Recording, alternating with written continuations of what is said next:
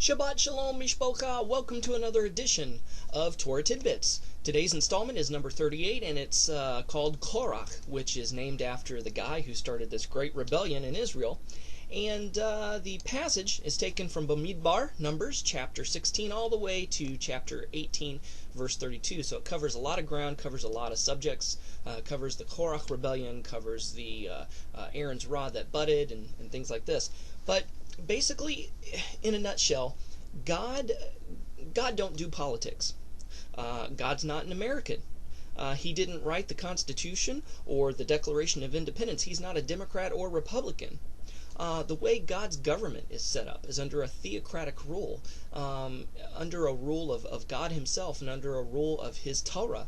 So he's not interested in all these little parties and everything. So whenever factions pop up against God's anointed, God doesn't stand for that. And here Moshe and his brother Aharon was doing their very best to lead Israel. Now, of course, they're human. They fail. Moshe got angry and hit the rock and instead of tapped it to bring water out, and therefore he was prohibited from going into the promised land. Aharon made the golden calf. They make mistakes, they screw up, but they do their best. When God picks a man to do a job, he doesn't make mistakes. He doesn't pick the wrong guy. Now, the guy that's chosen may think, oh God, you're making a mistake. Moshe did. He said, who am I that you've chosen to do this? I can't even speak well. And he's making all these excuses so as not to be a leader. Yet he was the best qualified. He was trained under Pharaoh.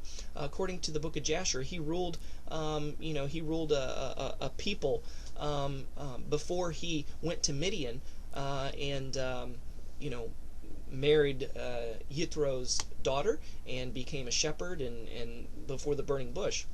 So he was overqualified, really, and it's like the being a shepherd kind of tempered him and gave him mercy and showed him a better way than a dictatorship, as most of the time it was under Pharaoh. However, God never makes mistakes. He always chooses the right guy. Doesn't mean that the right guy will always make the right decisions, but whenever somebody stands up against God's anointed, whenever somebody stands up against the guy who God picked, you better watch out. You're going to be taking some serious retribution on yourself. And so these Levites from Korach and some other people in Israel rose up and said, who do you think you are, leading us? Aren't we Levites? Hasn't God given us a service? Doesn't God speak to us, like he speaks to you?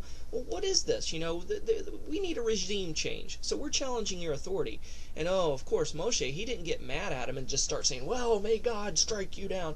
No, he fell on his face and he said, oh God, have mercy upon these people. Almost reminiscent of Yeshua's words in the future where he says, Father, forgive them, for they don't know what they do. And so once Moshe and Aaron's authority is challenged, God comes down in a cloud over the tabernacle and uh-oh, God just showed up. You guys are in trouble. So several contests are implemented.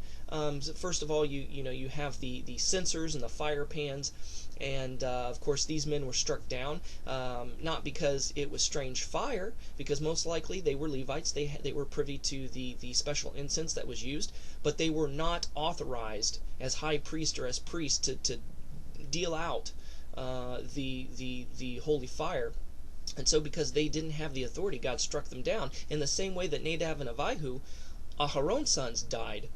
They died from a fire from the Lord. Now, Nadab and Abihu, they offered their own mixture of incense, which was considered strange fire. Even though they were authorized to, present the incense, they didn't present the right kind. So it was, kind of, where Nadab and Abihu offered strange fire, Korach's rebellion did not, but yet they weren't authorized to offer fire in the first place, and Aharon's sons were. It's kind of interesting. So the next thing that happens, you have the contest with the staffs. Each tribe had a staff, and their names were carved into the staff. And Aharon's staff was actually Moshe's staff, the one that he used to part the Red Sea. Now there's a legend that when Moshe was with Midian, that the sacred rod was passed down from Adam all the way to Avraham, and Avraham to Midian, and it was kind of like a whole sword in the stone kind of thing. The rod was in the ground and nobody could pull it out, and here comes Moshe, and he was able to pull it out with ease, showing that he was the rightful heir to this rod. And the legend has it that it was actually a piece of the tree of life. And so Aaron's rod that budded, what did it produce? It produced almonds. So according to tradition, the tree of life is actually an almond tree, and the tree of knowledge was actually a fig tree, because it was the closest tree after Adam and Eve fell, and that was the closest tree that they could gather leaves to cover themselves with. According to tradition, all other plant life refused to give up their leaves for Adam and Eve except for the fig tree. And it isn't interesting that later on that Yeshua curses a fig tree? Anyway, we're getting a little bit off track here. But the point is, God sticks by his anointed.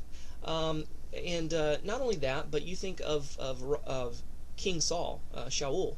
He was God's anointed, but he rebelled against God. He was in a constant state of rebellion against God. But David, even though he was anointed to be future king, he refused to harm Shaul in any way, because he knew that he was God's anointed. Whether he was in rebellion or not, he knew not to touch him, or God was going to get him for it. And the worst thing that he did was cut the tzitzit off the corner of his robe, which according to tradition, that symbolizes death, because once a person dies, they are no longer obligated to fulfill the mitzvot. And so, when a Jewish person dies, the tzitzit are cut off of their talit that they're buried in. And so this was a kind of almost a threat, a symbolic gesture that, you're going to die because you're in rebellion against God. And David felt bad for even doing that. Even though this was a symbolic gesture, he felt like he harmed King Saul in some way, and therefore he repented of it. But anyway, the point being, he didn't touch God's anointed. He knew better. And eventually, God let David become king. And so, even when God chooses a man to be a leader, and let's say that they fall into rebellion, thank God, according to Yochanan, John chapter 21, verses 15 and 17, he is always willing to restore those who are repentant, who have fallen and become repentant and come back to him. So Baruch Hashem for that. Hopefully you got something a little bit different, a little bit new out of this Torah portion than you have in the past. Hopefully you'll read it for yourself and get much, much more out of the Torah portion than you got from me. So tune in next time for the next Torah Tidbits, and have a great Shabbat. Love y'all. Shalom, and Shavua Tov Mishpacha.